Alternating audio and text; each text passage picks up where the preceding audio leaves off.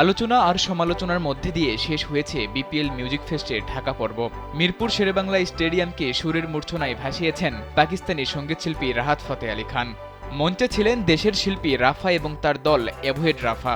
এছাড়া স্টেজ মাতিয়েছেন হালের ক্রেজ, জেফার, মুজা ও সঞ্জয়।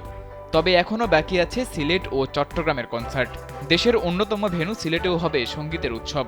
অন্যান্যবার উদ্বোধনী অনুষ্ঠান কেবল ঢাকা কেন্দ্রিক হলেও এবারই প্রথম বিপিএলের 3 ভেন্যুতেই হচ্ছে কনসার্ট। ঢাকায় রাহাত ফতেহ আলী খান থাকলেও সিলেটে থাকছেন না তিনি। তবে সিলেটে মঞ্চ মাতাবেন বাংলাদেশের রক মিউজিকের কিংবদন্তি বনে যাওয়া নগর বাউল খ্যাত জেমস।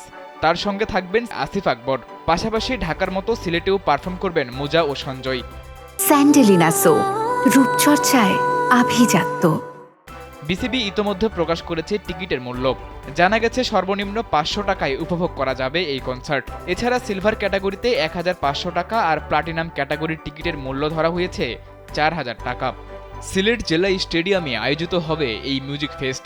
অনলাইনের পাশাপাশি সিলেটের বাংলাদেশ শিশু একাডেমি এবং সিলেট আন্তর্জাতিক স্টেডিয়ামের টিকিট বুথেও মিলবে এই কনসার্টের টিকিট।